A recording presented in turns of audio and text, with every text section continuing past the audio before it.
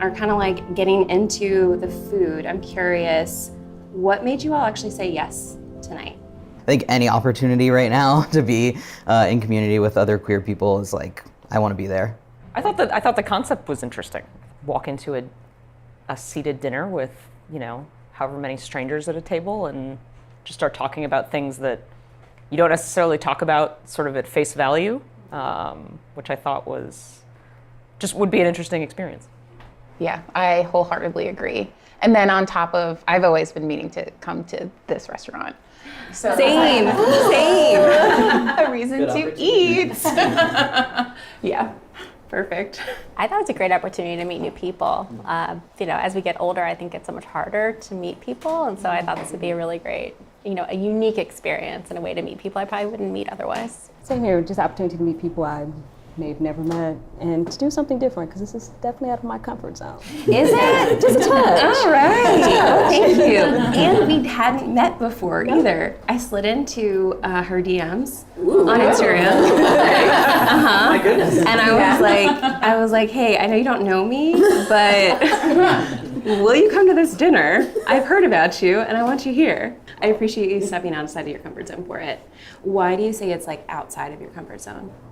Coming to a place where I don't know anyone, or have never been as well. Usually I tend to frequent places I'm familiar with, or I know what I'm exactly walking into.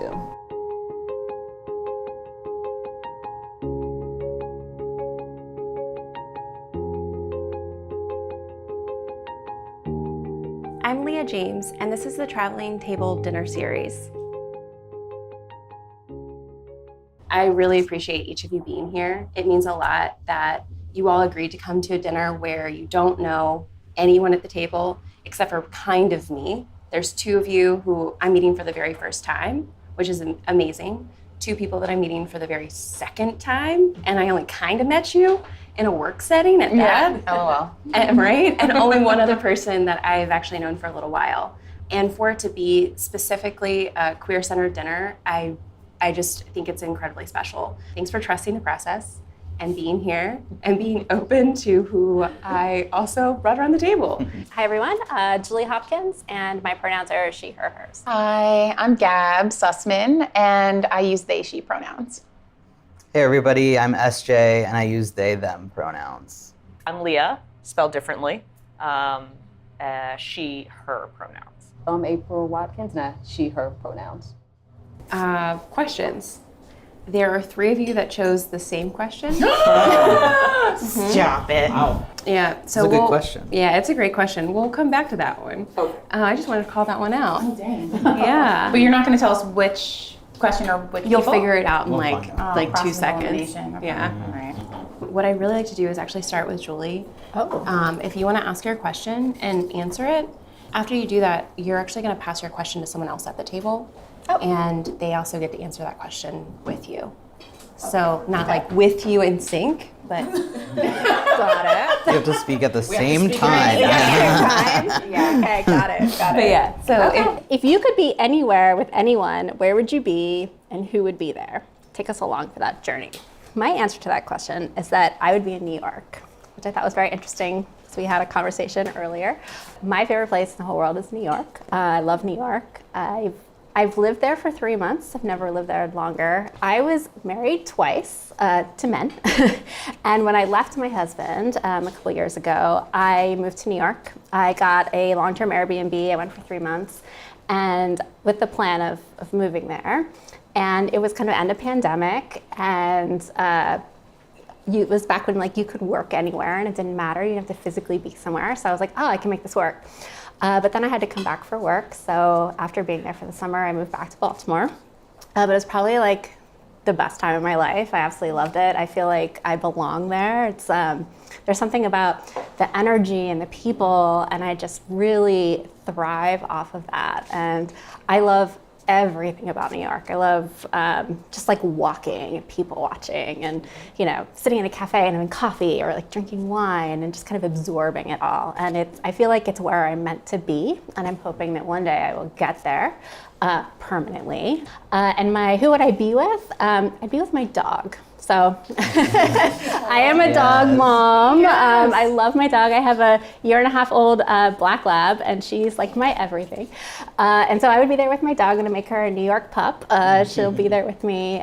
But my plan is to be surrounded by my friends, my like chosen family, and I would make a life there. So that is the answer to the question. Who would you like to pass your question to? I'll actually pass it to Leah because you lived in New York. So. Oh, okay. So I had a more sort of historic look back in time answer to this question that I love a thought time about. change. So a big hero of mine is Ruth Bader Ginsburg. And I would love to sort of go back in time and sort of be a part of her life when she was in her, late 20s, early 30s, really sort of coming into her own. She was fearless in a time when women were scared. Women were told that they had no right to be in certain spaces, and she just refused to accept that. And I find it a very admirable quality, and it's something that I sort of would love to strive for, in that sort of strength of self and strength of conviction in who you are and not letting anybody tell you you can't do something. It speaks a lot to how I didn't come out until later in life, and so I feel like I felt like a good portion of my sort of formative years, so to speak, I was trying to be something that I wasn't. And she's very aspirational because she never took on that identity. She didn't care who told her or who, said that she couldn't be something, couldn't do something. And that's something that I very much look up to. Do you feel like you take some of that learning or some of that inspiration and still like pocket it into parts of your life? Like, I try. Yeah. I think it's something that I'm still working on. It's sort of it's a bit like an onion. I'm sort of peeling back layers as I get more comfortable with myself and with this identity that I've always felt but have never outwardly lived. It's a work in progress. You and I've had a similar conversation before. I think I shared with each of you that I'm queer identifying. I have a cisgendered heterosexual male partner, but I love all genders and I'm attracted to all genders, have been with all genders, but I don't openly share it, right? Like, it's not something that I think everybody in my life actually actively knows. I think plenty of people do, but I think when you and I first had that conversation, I was like, I think people that know and they care, like they're aware, and that's all I want to leave it at, because what I said was I don't think that I need to share it. Mm-hmm. I don't think it's anyone else's business, but I think like as things are becoming more and more unsafe for the queer community, like that's not fair. That's like a protective mechanism, and I know that, but I think I chose to not know that, right? Like I chose to ignore it because it was safer for me. Mm-hmm. So yeah, I like definitely resonate with what you just said for that reason. Yeah, I mean, you and I that was one of the things that we connected on, was the fact that we both, it's not something that we're not the types to sort of shout it from the rooftops necessarily, but the people that we want to know. Mm-hmm. The people that we care about know. And we're kind of happy with that. But at the same time, there is that sort of thing in the back of my mind of, why not be more proud and open about it? What's stopping me from shouting it from the rooftops? What's below the surface on that? Yeah. Do you feel that this dinner is like a coming out for you? A little bit. I do too. Yeah. Yeah. It's a little daunting, but no, I think it's something that I need to do, I wanted to do, and this is just a good outlet for it. Well, we're here with you. Yeah, Thank you. We got you. We got you. From that, now that we unpacked that a little bit more, we were just leaving off on like just sharing about wanting to be more open and talking about it because of like right now, especially with the queer community being very targeted. I thought it was really interesting that I was reading recently about all the spaces that are closing down. And I'm wondering if that's playing a role too for you all as you're like trying to connect or like trying to find that community. Is that playing any sort of role that there aren't a lot of spaces in Baltimore currently that are like queer specific? What's closing? Oh, there are like several Everything, different, basically. yeah. Yeah. Well, I think Baltimore is the first place that I've lived that hasn't had a lot of like, or doesn't anymore have a lot of like queer dedicated spaces. And I think that has like forced me, at least, and a lot of people in my community to like create our own communities. And that like is a special thing. Like it's great to like have queer bars and events and things like that. But I think like really truly having community and like caring for each other in that way, like when you strip away all those like, you know, events and like, you know, queer spaces, those are important too. But I think that like being able to create your own community and your own like family is like really sacred as a queer person. It's forced a lot of people in my community and also me to like create what we want here. Part of like queer history is that like resiliency and the resistance. Like we will continue to exist and thrive and find our like places that we can call home. And again, part of that history is the continual efforts to shut down, to close, to marginalize, to gaslight, like all of the things, right? So, and then maybe also it's just like built in me, like as a city person, like I understand like places run their lifespan, right? Like it's hopping, like, oh my God, it's hopping.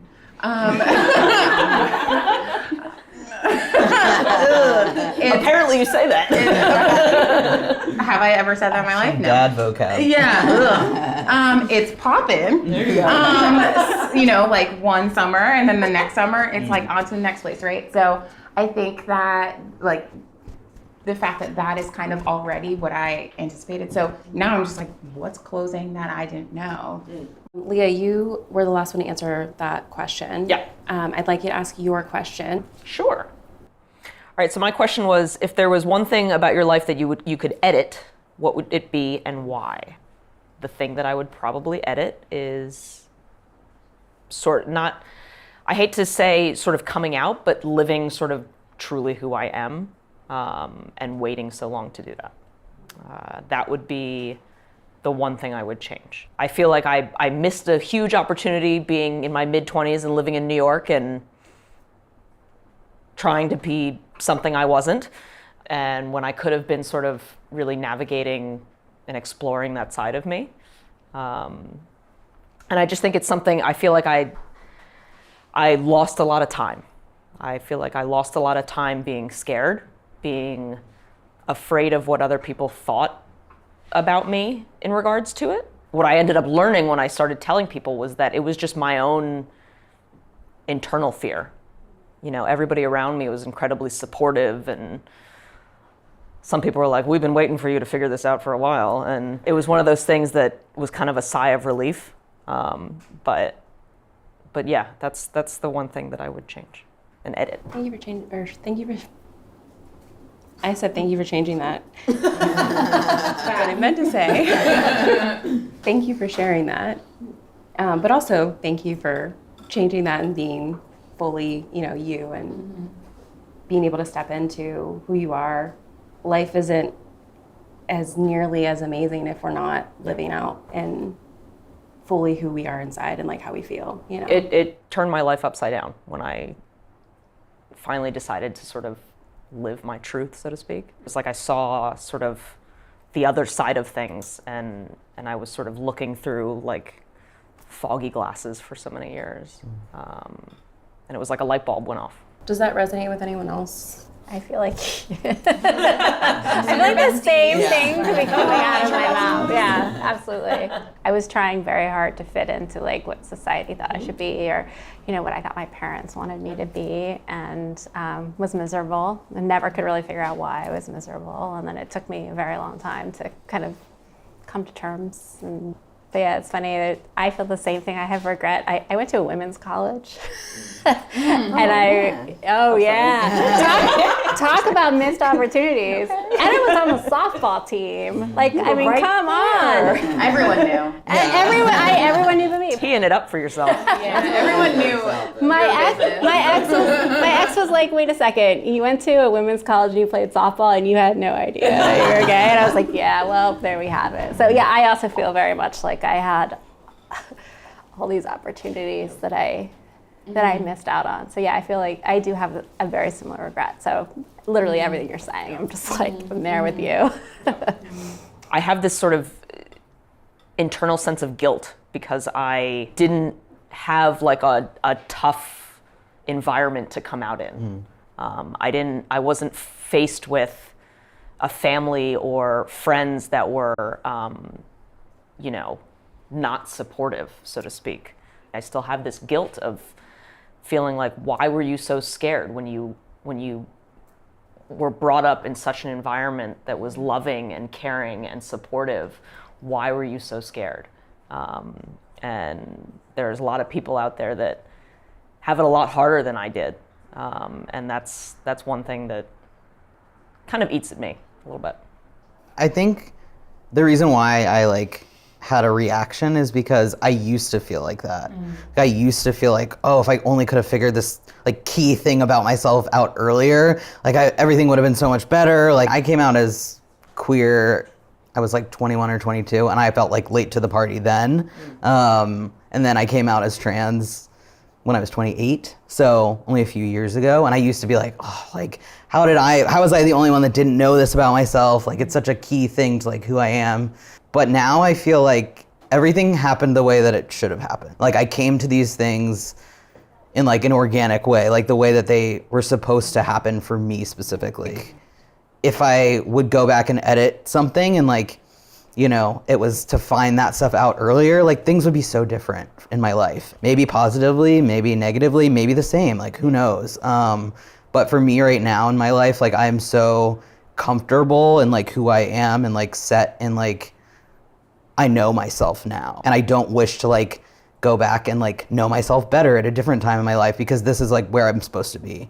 Or at least that's how I feel, so. Yeah, that's really beautiful. It's everything happened and unfolded exactly how it was supposed to, and I think that's powerful. Yeah. It allows you to kind of also let what was before that be what it was, because there's things that you had to learn then. There are lessons that you adopted or digested or whatever. So yeah, and I think a lot of trans people also, they don't have the vocabulary, or they don't have certain things to describe who they are. And I definitely didn't until more recently. But the person that I was previous to transitioning, I had to be that person at that time to get to where I am now.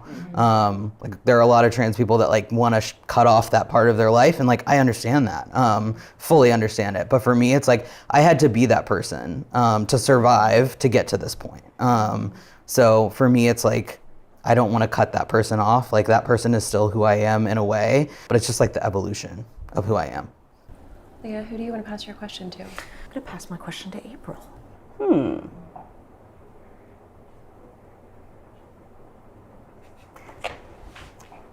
It's a few things, but let's see. I think I would probably have been more irresponsible, as odd as that may sound. Did you say irresponsible? Yes. Oh, okay. So just double checking. I love that. I'm very responsible. I make sure everything's done, taken care of. I do all the things. If you need something, it's done. If I need something, it's done. And I feel like I probably missed out on some experiences, just being a little irresponsible, doing that thing, having a little more fun instead of working.